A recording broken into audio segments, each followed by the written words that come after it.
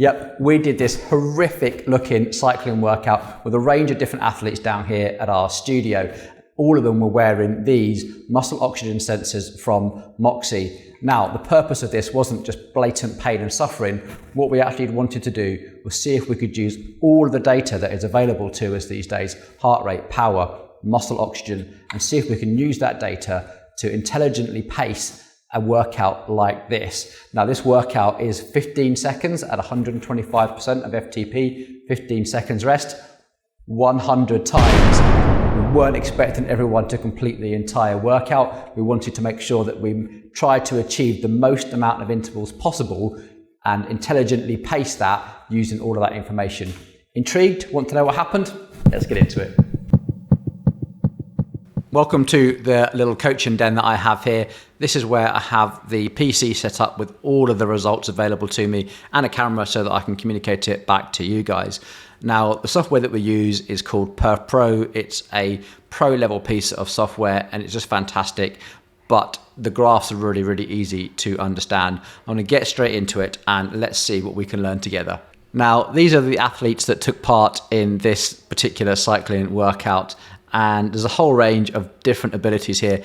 Everybody's FTP, I would say, was right, give or take a few watts. So I'm pretty happy with that. Everyone's heart rate responded how I had expected, but their muscle oxygen data was all really, really, really different. And I think this workout has really highlighted how important this is. If you have never used muscle oxygen before, I need you to imagine that as your body uses the oxygen available to it, it has to rely more heavily on its glycolytic system, which therefore starts to produce more lactate. However, what we see in this is telling us that lactate isn't always the thing that limits performance.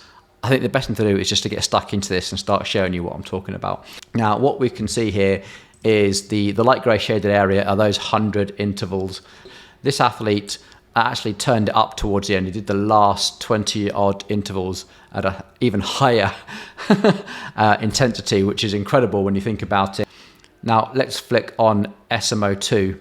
Now we start at the workout, what I'd call homeostasis for this athlete, which is 36%, which is pretty low to be honest. And as we go through this warm up, and the first few intervals, this raises as his heart rate raises. So as we start doing exercise, heart rate goes up, respiratory rate goes up, we start to supply more oxygen, and he sort of settles into a routine somewhere around this 13-minute mark where his SMO2 settles at around 48.1%, and it stays pretty much about the same place the whole way through. This area here is probably where they sat up and maybe had an energy gel or something like that, but pretty much it is static the whole way through. So I actually think that this particular athlete needs to come back for an FTP test, but also I think we're going to see some sort of cardiac limitation because these heart rates are still getting pretty high. We're up to 161, 165 beats a minute, which is definitely up there for the age of this athlete. So I think in terms of did the athlete experience the high intensity? Was the rate of perceived effort where it should be? Yes. Did we see the desaturation and the lactate accumulation we'd expect? No. So should we retest this athlete? Probably. Is it going to change much? Maybe 5 or 6 watts. Really, I think the cardiac and pulmonary limitation here is going to be quickly overcome as this athlete just gains in fitness. Here is Joe. And Joe's stats are fascinating. In fact, she's been training with us for a very, very long time. And we are really trying to help her overcome what we see as a really clear limitation to her performance and see if we can sort of break a barrier, if you like. Joe's very strong. She does an awful lot of exercise, but never really has a fitness adaptation. She responds very poorly to the amount of volume of training that she does, which is really, really frustrating. And now that we have this muscle oxygen data, we start to understand why that is, which is incredible. Now, top line here, heart rate does exactly what you expect. It goes up, stays high. She got fatigued here, took a rest, really, really good, intelligent decision, let her heart rate recover, got back on it and finished the workout. So she just had one elongated pause, missed out about 5 or 6 intervals and then got back on it. Her SMO2 is really fascinating because it is high, like she starts the workout at 91.2%. When we're fresh into the workout, it looks like we're reacting normally, gets to about 75, its lowest point. But then as her heart rate now starts to react to that, it just floods her body with oxygen, and it just goes up and up and up and up and up. And towards the end of this workout, we're at 92.7, and it's really frustrating because this athlete complains that their legs hurt. Now, normally we would associate that with a buildup of lactate, but there is so much oxygen there that it's not necessarily lactate. She's definitely got a problem processing the expended CO2 and actually utilizing the amount of oxygen available to her. So muscle oxidative capacity is quite poor, even though that we know this is a strong athlete. Now, in other sessions, we have experienced that she does respond well to like 3-minute VO2 max efforts, and this type of workout really is not doing her any favors in terms of adaptation. What we probably should have done in hindsight was to dramatically increase the resistance and give Jo the ability to do 5 intervals at a time, take an extra long rest and do another 5 intervals at a much higher rate, just to try and encourage that desaturation, resaturation approach and see if we can trigger an adaptation in her body's ability to actually utilize oxygen. Now, this is Michael, and Michael rode this workout almost exactly how I would expect, in that he rode the workout, he let his heart rate elevate almost to its max, and then needed to take a rest. He took a rest long enough that his heart rate came down to a more sustainable level, his muscle oxygen recovered, and then he was able to then pace his efforts, doing a few intervals at a time, looking at that heart rate raise, waiting long enough for it to recover, seeing that muscle oxygen recover back up to a normal level, and then pacing himself through the intervals as we go. And what we learned from this is that this athlete can hold a very low level, so 26, 27% of muscle oxygen, but it gets too much when his cardiac system is really struggling to keep supplying oxygen when he hits 164 beats a minute. But what's really encouraging is that with that elevated heart rate becomes a very, very rapid recovery. And I think he only missed out 3, maybe 4 intervals before muscle oxygen was right up there at almost 81.9%. Heart rate had already dropped to 130, and was then able to use that knowledge to then start making some great decisions. So you can see he probably came back a little bit too soon here, and later on he just took 1 more intervals extra rest and was able to pace himself through the rest of the workout. Now, this is John. John has been away from training for a few months, come back to us, generally very strong, moderately fit, and dropped his FTP down for this session and actually did okay, to be honest. He probably surprised himself, probably still a bit fitter than he thought. Now, his heart rate stayed up around 171, but he was able to sustain that and did every single interval. And then towards the end, feeling a bit more confident, turned the resistance up a little bit. And that was enough. By the end of this, you could tell that John was working hard. The rate of perceived effort, what we were observing was definitely an athlete at their limit, trying really hard to get to the end of the workout. And I think we had maxed out 181 beats a minute, and we dropped that SMO2 down to its lowest level, about 47.9. So still quite high. In fact, his SMO2 doesn't change a great deal, and it could definitely improve. And I think when this athlete starts doing more frequent training, we will start seeing that range, saturate further, but also desaturate further as well. So this athlete has a lot to gain from upping their training, and I think they'll adapt very, very quickly to a training dose. Okay, this is Heidi. Heidi is a extremely fit athlete.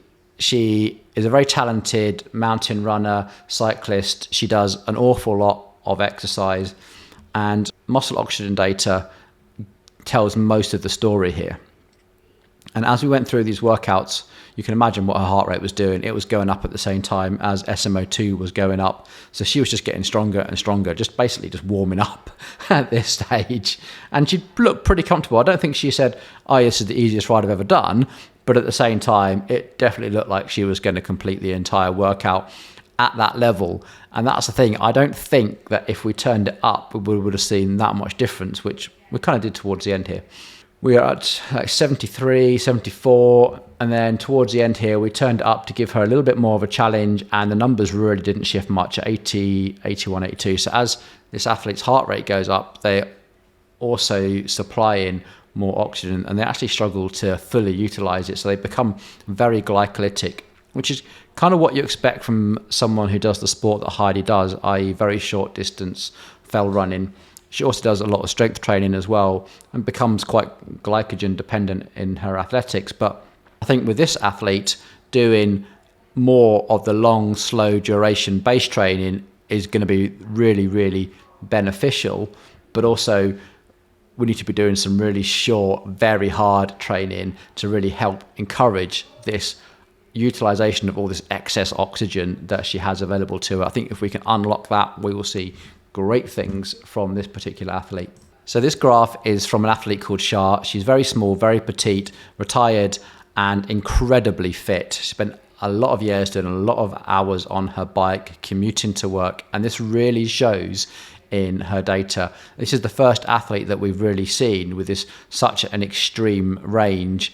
Now, she starts the workout always quite low, to be fair. So she always comes in, generally speaking, below 50%, and she will normally get down to a very low 20.5%. But her rate of desaturation, i.e. muscle oxidative capacity, how quickly her body can consume the available oxygen, is very fast. She can get down very quickly, and actually in other workouts she can actually sustain a low level.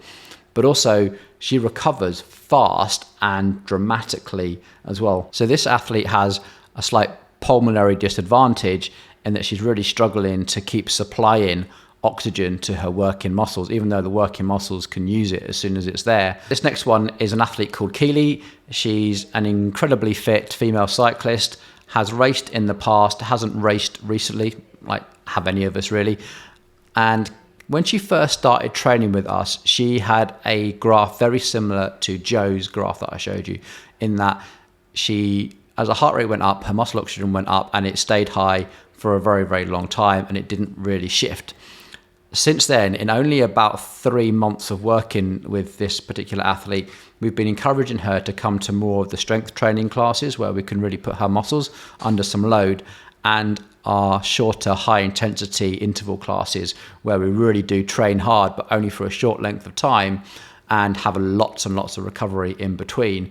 Now, and I think this workout is really some evidence that that approach is really working, because muscle oxidative capacity has improved. So this is almost perfect as to what we're trying to achieve. If the numbers weren't quite so high, this is great. She starts off very high, 94%, and I think the low point where she decided to take a break was down to about 74. So it's still an awful long way to go for this athlete. But what's really healthy is that she's actually using that oxygen, and at a certain point, her heart rate and her lungs are able to keep that supply going. She took a rest here, and by this time I think she had probably just become low on blood sugar. She had a gel, probably didn't act fast enough to really keep this going, but got back in the game, and then absolute sheer determination through these last ones where all the RPE signs were this was an absolute maximum effort, and she was determined to finish every single interval. And she got her lowest ever recorded SMO2 here with us, 68.5, which is just an incredible effort. Really shows you how hard that she was trying to do this. And I think this is great. This has triggered an adaptation that we're looking for. This has now told the body, this is what you demand from it, and an adaptation response will happen. Just brilliant. Okay, this is Peter. Peter is an age group triathlete, trains with us a lot in a variety of different classes, both strength and on the turbo trainer. Fairly typical of what we see from Peter. So muscle oxygen when he comes in is always around homeostasis, all pretty healthy. Heart rate just creeps and creeps and creeps until he starts taking a few rests here and there, and then take some longer rests, and then the rests become longer and more frequent as we go through, as this athlete was struggling.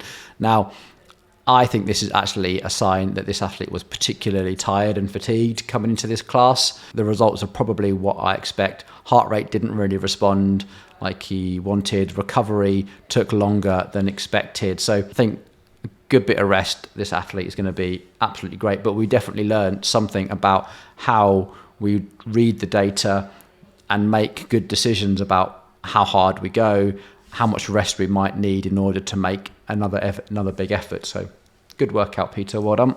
This is Alastair, and Alastair has some interesting numbers. His heart rate is always very, very low, and his SMO2 is always very, very low, but he has incredible stamina. So his lactate tolerance is quite incredible.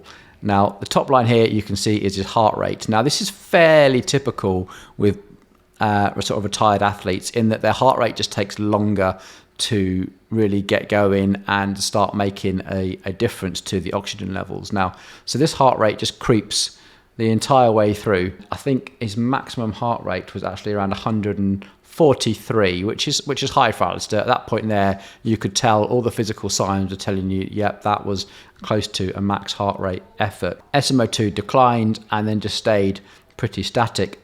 And it started staying pretty static at about the same point that Alastair's heart rate found a point around his FTP, his threshold heart rate, that he could then just sustain.